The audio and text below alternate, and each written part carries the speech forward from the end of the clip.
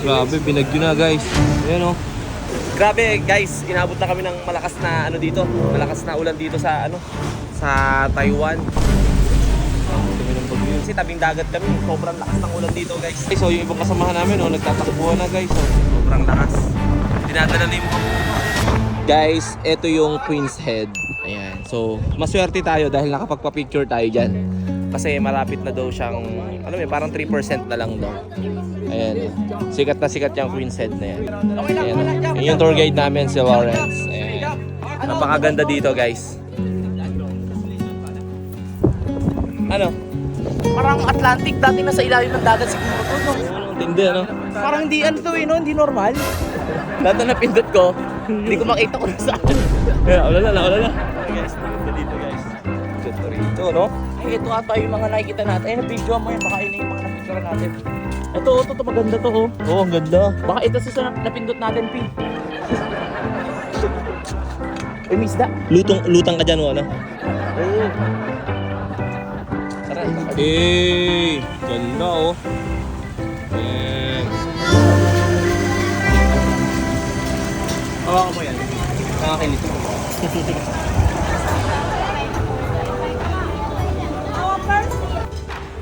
So parang walang laman. So guys, nakain na kami dito sa parang pinakadampa ng Taipei. Grabe yung ano, guys. Grabe yung Travel Mate Express. Kapag sila yung nag-asikaso sa inyo, no hassle na lang. Pupunta na lang kayo, kakain na lang kayo.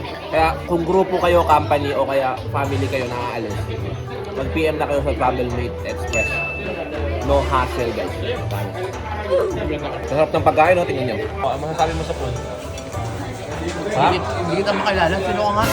Ay, kung na ako nakilala, sobrang sarap. Oo. Grabe yung mga ano dito. O, tingnan mo. Fried na. Pwedeng kainin na buo. Ayaw nga. Baka naman.